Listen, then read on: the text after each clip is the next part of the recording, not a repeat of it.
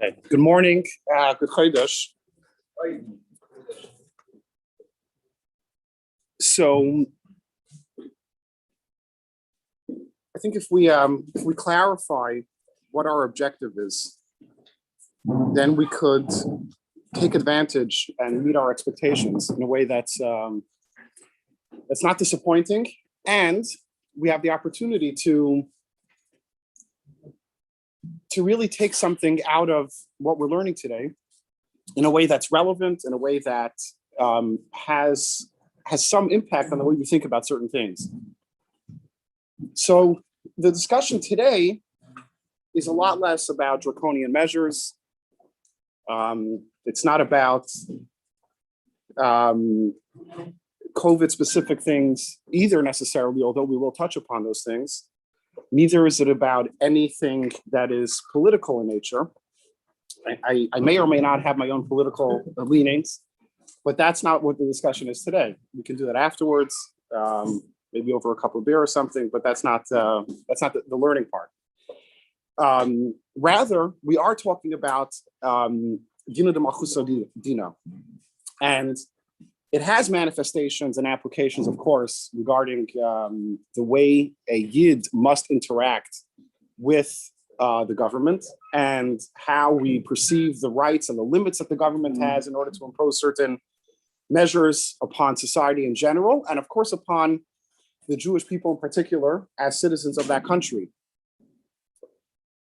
Why do I feel that like this is important is if I were to make, I mean, this is not empirical, this is anecdotal, but if I were to make a list of misused, abused, and misunderstood Maimari Chazal, this is clearly one of them in the top 10. And why am I saying that? It might not be the case within our community or within our context, but for someone that does interact with a secular context is going to face this very, very often. In my particular shluchus, this is something that comes up all the time when there are discussions about different things. So there are certain taglines about whether I think that the average, even secular Jew, has some idea of certain principles that we find in Torah, such as the principle of pikuach nefesh is another example. And the dina de malchus dina is definitely one of them that come up quite often. And they come up in a way that is very corrupted and is very taken out of context. So I feel like it's important to clarify this for ourselves. Number two, klape yatzmeinu, in other words, the way we understand and view our understanding of Torah b'chlal. So we must appreciate our position in the link of the Messiah of Torah Shabbat Peh. We cannot underestimate it. It's not something that is here, sometimes we would say that, imagine if the generation of the Rambam wasn't here, or the generation of Rav and Shmuel and Abaye and Rava, where would we be today? We wouldn't have Torah Shabbat Peh. We wouldn't have Torah, period, because Torah Shabbat Peh and Torah Shabbat Ksav are really one unit. We're not talking about two separate things. So we wouldn't have Torah if that Messiah was not passed on. So in a certain sense, it's a duty and a responsibility towards the next generation, but really it's for ourselves. Because the only way we can truly appreciate and connect to Torah the way Torah is, the Eibishter's Torah the way Torah is meant to relate to us in our seichel, in other words, in our perception, on our terms, in a way that it's relevant to the times and relevant to the way it changes the way we think, is if there is a Messiah. And there are certain precepts and ways of looking at things that they create a real hindrance, like an obstacle to this notion of Messiah. Of course, the most obvious is if we don't learn. If you don't learn, so then you don't know, then you have nothing, then you're not living with something. But then there's also the way we learn. And the way we learn is very much influenced by lahavdil, by secular thinking, by academic thinking. Even those of us that are not academics, the one or two of us that aren't, because we all think we are, right? but then they're the real ones. But that's the way it is. That it has an effect, and one of those effects is something that I find myself repeating quite often, is that an academic prioritizes text, and therefore anything that I see from the text is always an interpretation and a derivation of text. Does that make sense? Yeah. So I look at the words, and now, okay, so I have my interpretation, and then there's your interpretation. And we're both on equal ground because I understand, I respect your interpretation, but your interpretation in no way cancels out mine because I'm looking at the same text. And that's the way, an academic would look at the text of Shakespeare's plays or the text of Lahavdil, a Gemara or a Maimer or anything in between. But the truth is, in Yiddishkeit, it's exactly the opposite. We prioritize an oral tradition. We prioritize a relationship between a Rav and a Talmud, where the Talmud learns from the Rav, accepts and understands not just the information. In fact, the information is almost secondary. For that, you have the written word for the information. It's how to approach the information, the nuances behind the information. It's what's an ikr and what's a tafel. It's how to appreciate the value of which information is important, which information is fundamental, and how to apply that information. And that's something that can only come through a frontal interaction and relationship between a Rav and a Talmud. It's not something you can get from reading a Gemara, even though you can read a Gemara with a good translation, as we see. Zakaria has that right here. So so that's a general introduction. That dina de malchus dina is a perfect example of that, and it's as old as anything else. Meaning that from day one, I don't know the exact history, but I'm assuming that, especially this is not a topic that I've ever really researched, but my understanding is that when Lahavdil Christians were trying to convince Jews that Yashka is Mashiach, so they used the Torah itself, and they took the text, and they took psukim from here and psukim from there, and they said, well, this is what the text says.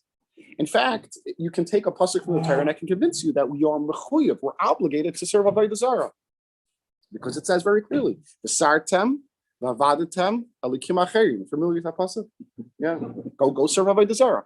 But it's not about the text, especially if the text is taken out of context. So, having said that, we're going to take a look at the text of Dina de Malchus Dina a little bit, because the purpose of what we're looking to do here is, number one, delineate where it belongs. Where exactly is the appropriate place of the application of Dina Malchus Dina? Number two, how the Rishonim see the authority. Where is the authority of Dina Malchus Dina drawn from? Where in Torah does it come from? And finally, how it applies to certain shilos. And we're not giving up psak, but hopefully we'll get a perspective on how to approach this. What are some of the shilos we're going to look at? Yes, draconian lockdowns, and whether or not, especially when it relates to inyanim of practicing Yiddishkeit, such as not going to shul, and similar things. Also, this applies to paying taxes. This applies to in what chiyuv we have. This applies to whether or not you must keep the speed limit, whether or not. And these are mild things in a certain sense. Taxes is not mild, but like the speed limit might be considered mild. And I'm saying it's mild because I believe, and you'll correct me if I'm wrong, I think even the Chief Justice Roberts at some point mentioned this as an example that a person will not consider themselves a criminal if they drive 60 miles per hour in a 55 mile per hour zone. But then there are things that are definitely more consequential. A draft, and this is something that was a real thing in the United States, for even some of our parents possibly. And it was definitely a real thing in Europe. So we'll go through some of that if time allows for it. And then the last thing we'll do, again, if time allows, I don't know how much time we have, is we'll also apply that to how Chassidus interprets this concept of Dina de Malchus Dina and how it applies in Avodah. Okay, so there are three Gemaras where this is brought. It's brought in the name of Shmuel. In the interest of time, you have on this source sheet, you have all three of them. There's on the first page, there's Baba Kama. On the second page is Gittin, and on the third page is Baba Basra. We're going to go straight to the Baba Basra one. Why? Because the Baba Basra one, it's on the bottom of the third page. The Baba Basra one has the Rashbam, the Rabbi Meir that we're quoting, and the Meiri that we're quoting. So since, I'm sorry, the Meiri might be in Baba Kama, but since we're looking at the Rishonim on that sugya, so we're going to go straight there. But I'm just going to mention outside that the Teichen Advarim is the same, where there's a quote from Shmuel. So we'll look up Baba Basra, and if we have to be mashlim anything from some of the other places, we'll do that as well. So bottom of this page where it says Baba Basra on the bottom, we read the following. Amar Rav Yehuda Amar Shmuel. Rav Yehuda said in the name of Shmuel, Nichsei Goy Harei Hein Kimidbar. We're talking about karka. Karka meaning property. We're not talking not metaltalin, meaning we're talking about actual land. And the Gemara says that the land of a guy is kimidbar. What does kimidbar mean? It's like no man's land, meaning it doesn't have an owner. Kol hamachzik bahem zacha bahem. So therefore, anyone that creates a chazaka acquires that land for themselves. Now, what do we mean by a chazaka? So there are two different types of chazaka that the Gemara talks about. The one that we're referring to here is not the chazaka of shalish shanim, where you establish a reputation that this is yours, and therefore you don't have to have actual proof of a deed or something like that. It's a way of saying that this has become recorded in the record, and now no one can really argue. If you claim that this is yours, you're the one. The onus of bringing a raya, bringing a proof that this belongs to you, is on you. But the chazaka that we're talking about here is a way of making a kinyan, and a kinyan is a way of performing an acquisition. To acquire something, one must do a certain act, which is, by the way, the difference between acquisitions in halacha, in many ways, and acquisitions in secular law. In secular law, for the most part, it comes through shtaris, through an exchange of money. And in halacha, an exchange of money is actually not an acquisition deraisa in most cases. There are the chachamim or matakin, that's also a kinyan, but a kinyan is either through lifting something up or through pulling it. It's through bringing it into your space. And there's a specific reason why this is like that, which maybe we'll get to at the end. When it comes to karka, though, when it comes to actual property, so the way to perform that acquisition is by doing something to the property. One of the ways of doing something to the property is through this chazaka, which would include, but is not specific to, let's say, growing something in the garden or creating a little garden in that piece of property, and actually eating from that or harvesting that. So now you did something that shows that this is yours, that you actually performed an acquisition. So since this is public property can be acquired by anyone, says the Gemara.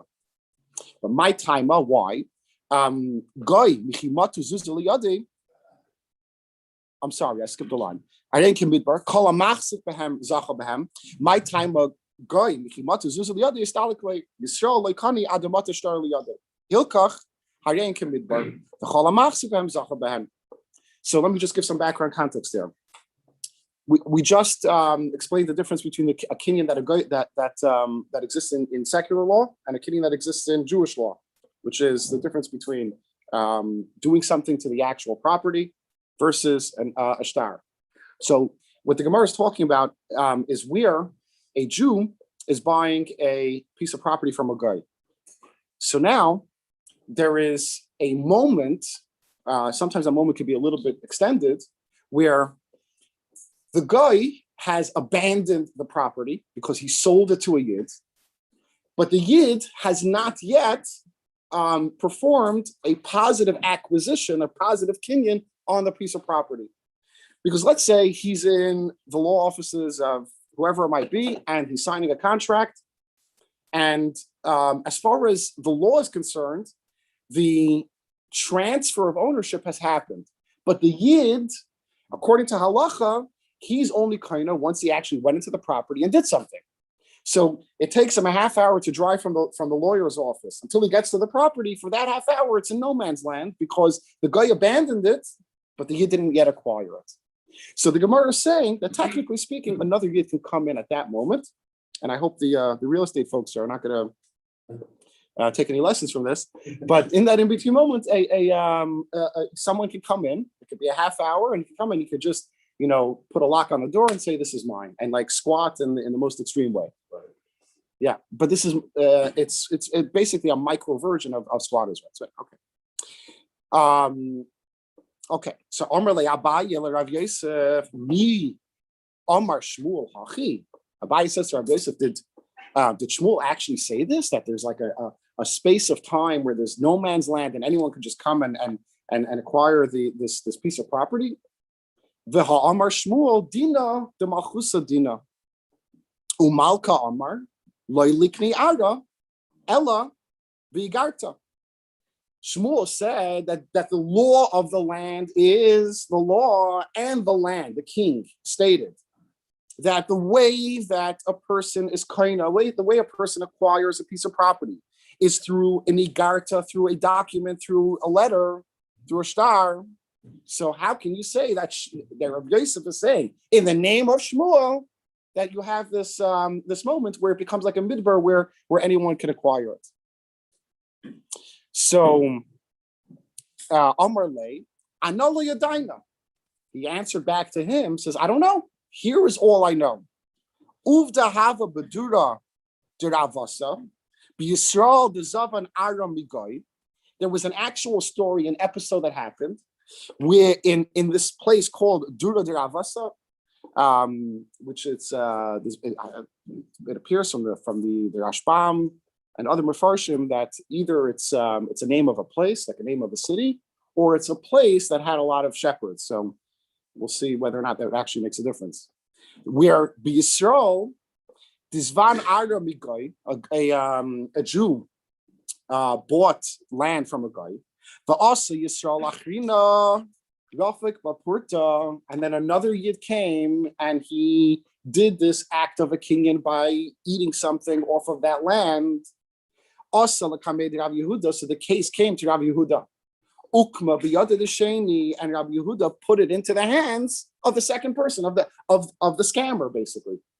At least that's the way our sensibilities would say it. Why? Because he managed to get it in that moment when it was ownerless. Amar Le, so he answered back to him saying you can't bring a proof from this story. Why? Gives two different options. Dura de Avasa Kamris. Hasam bagi mitamra have the inu gufayu lahava yavi taska lamalka or malka amr madiyavi taska lechalara. That place, the second answer of the Gemara I didn't quote here because it's not really relevant to us. But he says you can't bring a comparison from this place called Dura de Ravasa. Why?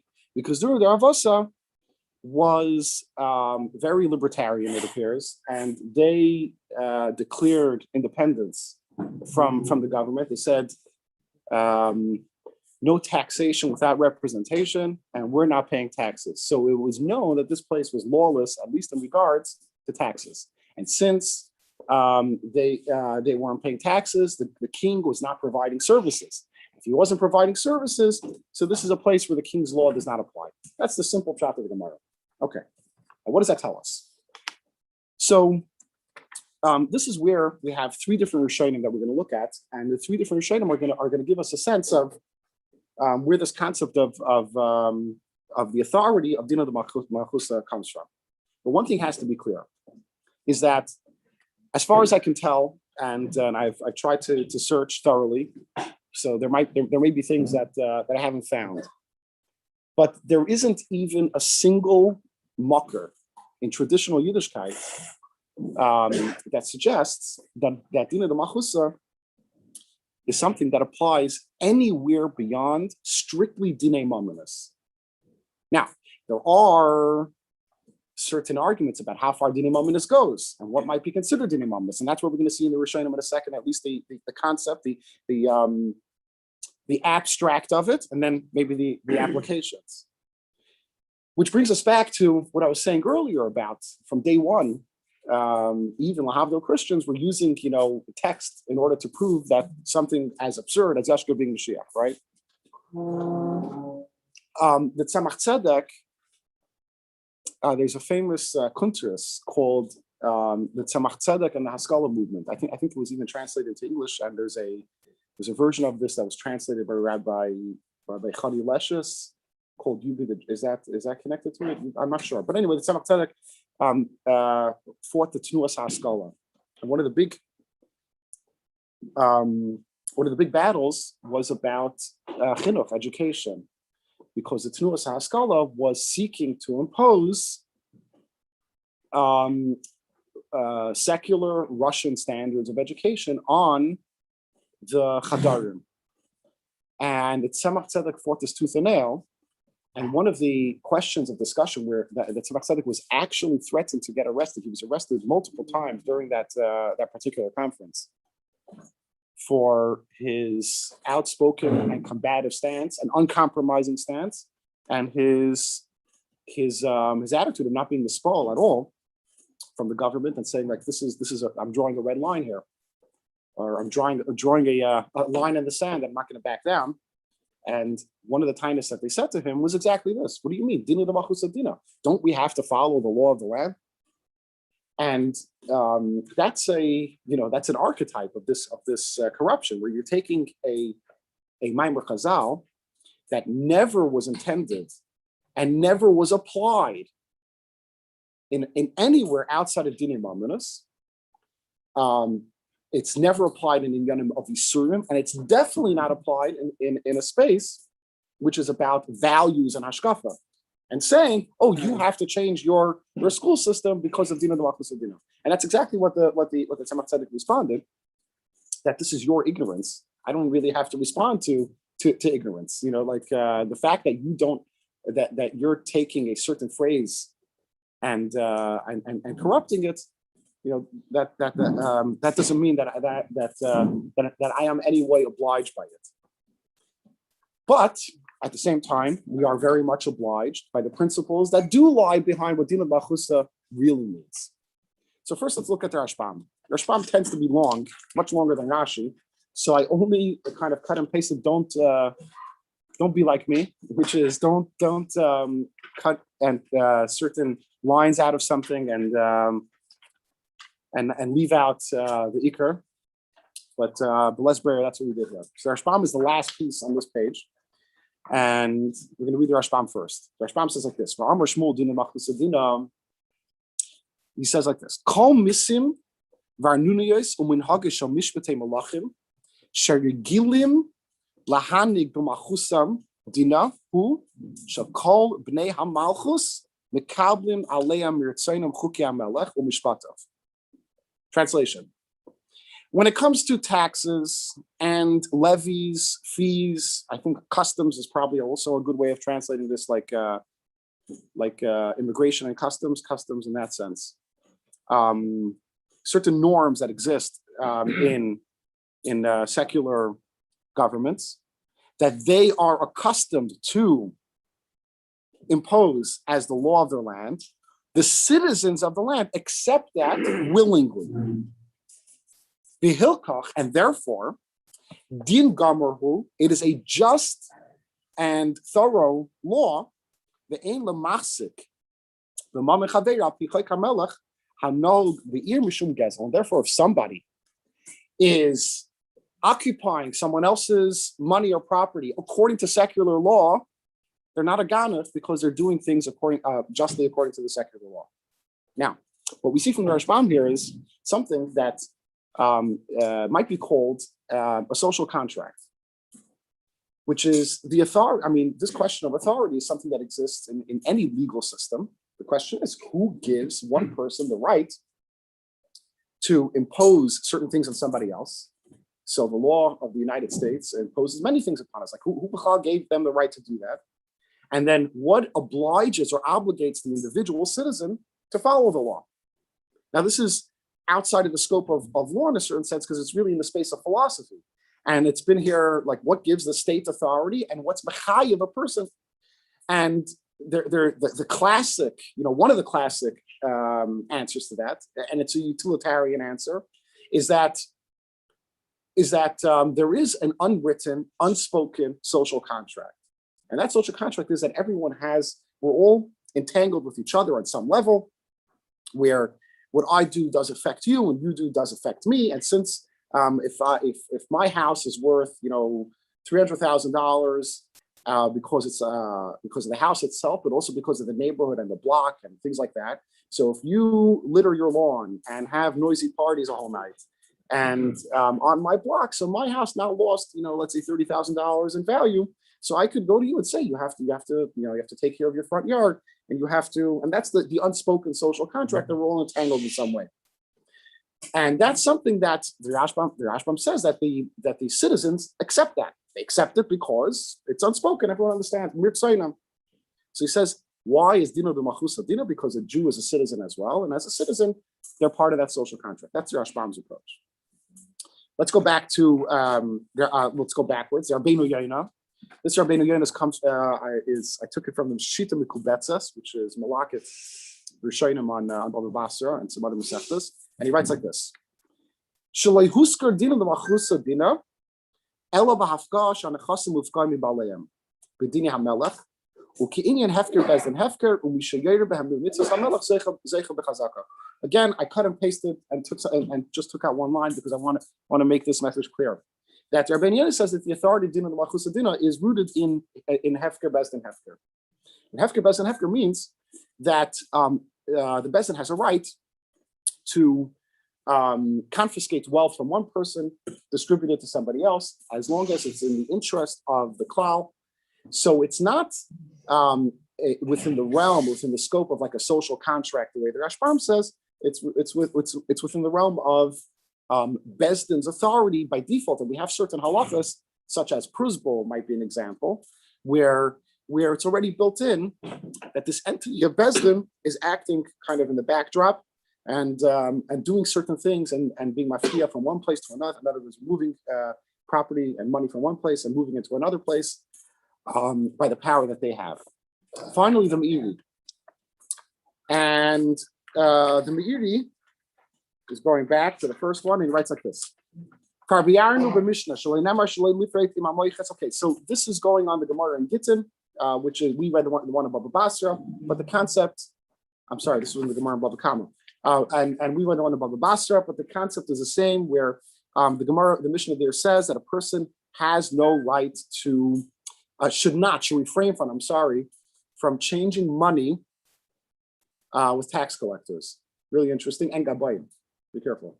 So says that why? Because you can assume that the money that they have is not theirs, and you can also assume that that they're collecting money in an unjust way. We're not going to read this inside because it can take too long. So I'm just going to say it outside. And the Gemara is mechalik between a tax collector that has a specific job, like someone that works for the IRS, depending on which administration. No, that's a political comment. But someone that works for the IRS, so has a specific job, and there are checks and balances, and there should be at least, and I'm assuming that there is oversight as to what they're allowed to do and what they're not allowed to do. And it's what the Gemara calls a kitzvah. They don't just arbitrarily collect taxes because you happen to look a certain way or have a certain opinion about something, or at least that's the way it's supposed to be. And then there is a tax collector, which is like kitzvah. He might be recognized by the government as a tax collector, but maybe he works on commission. Maybe he knows that he has to bring in a certain bottom line to the government. I have to bring in $100,000 a year. So how am I going to get it? Whatever. I'll bully people. I'll figure it out, and then maybe other people will bribe me, and I'll collect less from them. And that's the way things work with this mafia style tax collector. So that kind of a tax collector, you can't change money with them. And what's the reason? Since you know the money's not theirs, or at least you can assume the money's not theirs, so it's not so much that we're choishish that you're actually going to end up with stolen money, even though that could be a shash as well. But it's also, we don't want to validate and give credence and dignify this person. So it's almost the way the Rambam compares it, and the Meiri quotes this, but it compares it to buying something from a gazlan, where you're not allowed to buy something from a gazlan because you're mechazik yidei oivdei avera. Okay, so that's what the Gemara talks about. Now the Meiri within that Gemara is Mefarish, because the Gemara says, what do you mean?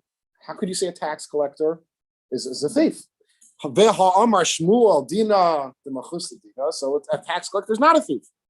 So that's what the Gemara says. Well, if it's a tax collector, that's a mafia guy, then he's a thief. But if it's a tax collector that has a kitzvah, that has a set thing, then he's not a thief, and we're obligated to pay those taxes. So in that, the Meiri explains that what authority does the tax collector have? More specifically, more generally, what authority does the king have to collect taxes from the citizens? And he says that that's a din in melech, in malchus. What does that mean?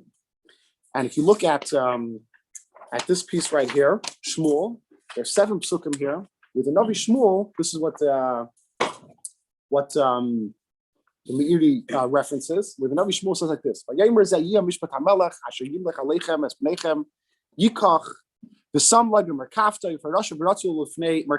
read through all the psukim again. It's just going to take time, but the bottom line is that Shmuel Hanavi spells out the mandate of what a melech is going to do and what a melech has the authority to do.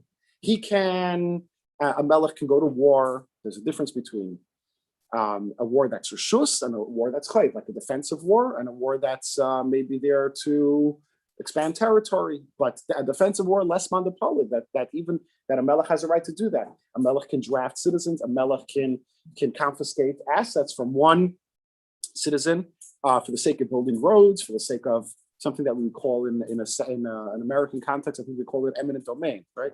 Does that make sense? So the Melech has these authorities, and these authorities are actually spelled out in the Psukim and Shmuel. He says it very, very clearly and gives examples about what he can do with your fields, with all kinds of different things, right? So a Melech has a certain responsibility, not just for foreign affairs, that as well, but also has a responsibility for domestic affairs in terms of creating social and promoting social cohesion. So we have Sachakov 3 different, one more prat, is that obviously according to the Meiri, he's saying that this concept of Melech, when the Navi talks about it, the concept of Melech is not just exclusively for a Jewish Melech, it's also for a Gentile Melech.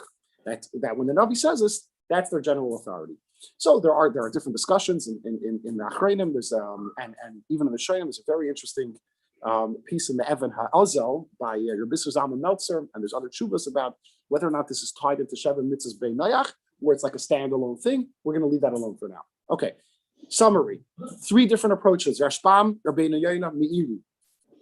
Rashbam, we're going to say it's a social contract. It's contractual. So therefore, what's the nafkamina? The nafkamina is very simple.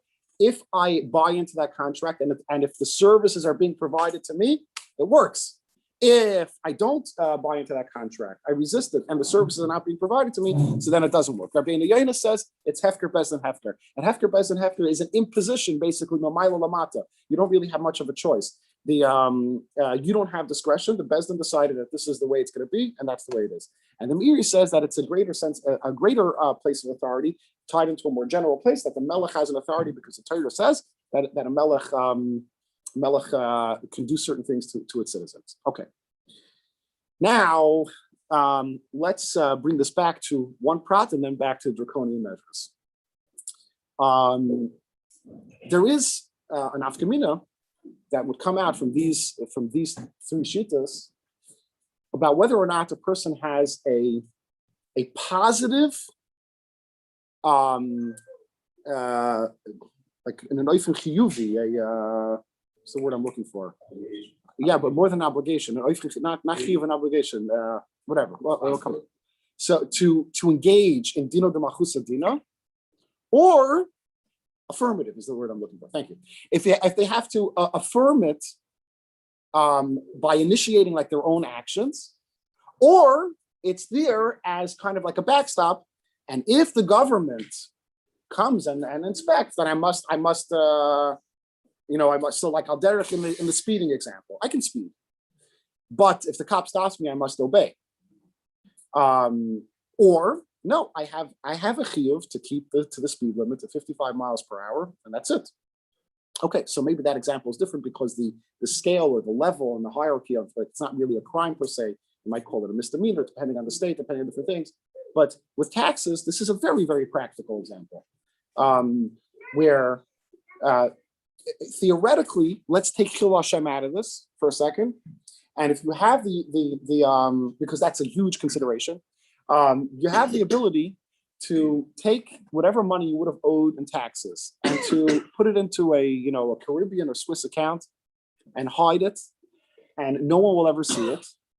And you are not going to pay taxes unless they come and collect it from you. If they come and collect it from you, you have it in the Swiss account. It's there. So in other words, you're not going out of your way to pay taxes. You're just making it available if they want to come and collect it. It's up to them to come find it. So that would be the difference between a chiyuv, which is one of affirmation, of affirmative, positive chiyuv, versus one where you're reacting. So here you would see the difference, because obviously, according to the Rashbam, Rabbi Meir and the Meiri, there would be a little bit of a difference in the way this manifests itself, whether or not you have to, in an oifen chiyuvi, engage with dina de machus dina. According to the Rashbam, we would say that it's more of a passive chiyuv, not necessarily an active one. According to Rabbi Meir and the Meiri, it would be more of an active one. Now, how does this bring us to draconian measures? So, we've established, we had a discussion about dina de machus dina, and we've established certain things, even though we didn't necessarily emphasize them as much as we should have. So let me just re-emphasize or re-establish those things that we spoke about. We spoke about number one, dina de machus dina is exclusively and specifically regarding dina mamidus. Where does that apply? To taxes.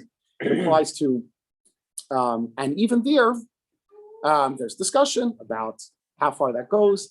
If a case where taxes crosses into the territory of Isura, there's a lot of discussion about whether or not this applies to a draft, and there were real and legitimate concerns in a place of a draft, but I don't want to get distracted with those questions.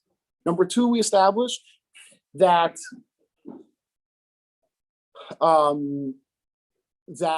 when the government does have a financial interest in promoting certain things, and whether it's about commerce, economy, whatever it is, so then the government has a right to impose these dina de machus dina.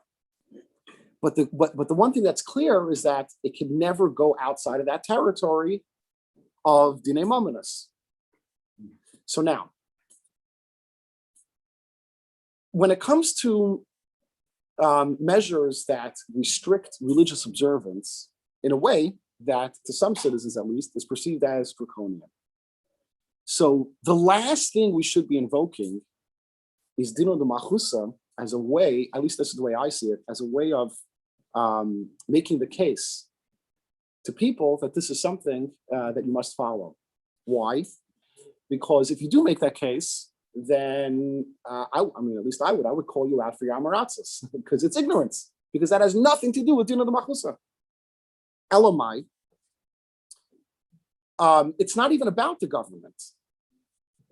It's clear that the Torah tells us that the doctors and the science are the ones that have reshus to, and I'm not getting into the debate about within the medicine and the science itself, but let's assume for a second that the science, is obviously well researched and well founded, and they're making the best decisions that they can, and that's what the doctors are doing as well.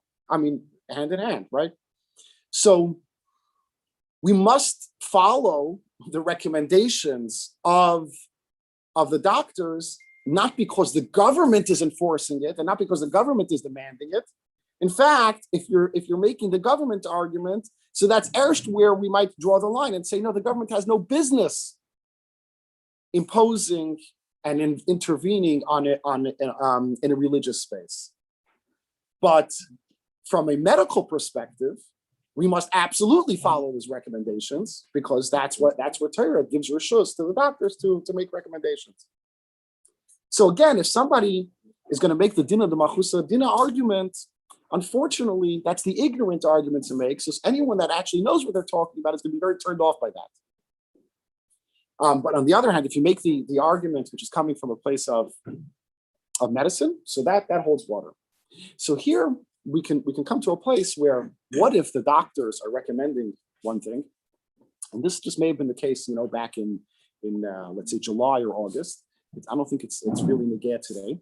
If the doctors are recommending one thing, and the government is recommending something else, and there's legitimate chash to say that the government is recommending something else based on maybe political interests, expediency, or even economic interests, whatever the interest might be. And I think that's a legitimate question about if there's a svara to say that there's economic interest and that it's part of dina mominus, then there's a discussion to be had about whether or not dina lachusa applies. But I think that's not something that's relevant today. It may have been relevant back in this, last summer. Today, and definitely last summer, one thing is clear, that on both ends we have to follow what the doctors say. The other thing that's clear is that the government should not interject on religious life. The government could be the mouthpiece of the doctors in some cases. But again, it's coming from the authority of medicine, not from the authority of government. And in a case where there's a little bit of a discrepancy or a big discrepancy between the two, you take it to court, right? That's what you do, and that is what has been done, and that's actually where the court, I think, poskin for the most part in favor of religion. Do we still have time? I guess not. I can finish off with the Ruchni thing. It's very interesting how Chassidus and Kabbalah interprets this phrase of dina malchus dina. Is in two different contexts. One is that it's going to take too long. Anyway, if you have any questions, I'll be happy to answer. If you want to stay around for the Chassidus part of it, I'll be happy to share some thoughts on that as well. I just want to emphasize the hashkafa part, that we, as part of the Messiah, it's our duty for ourselves and for everyone else to take a phrase like this and not take it out of context, not use it anecdotally, but use it in an evidence-based way, in a way that our Messiah teaches us that it's appropriate in the space, and then we can actually apply it properly. Have a good week and a good Chodesh. Before you go, we have a lot of extra food.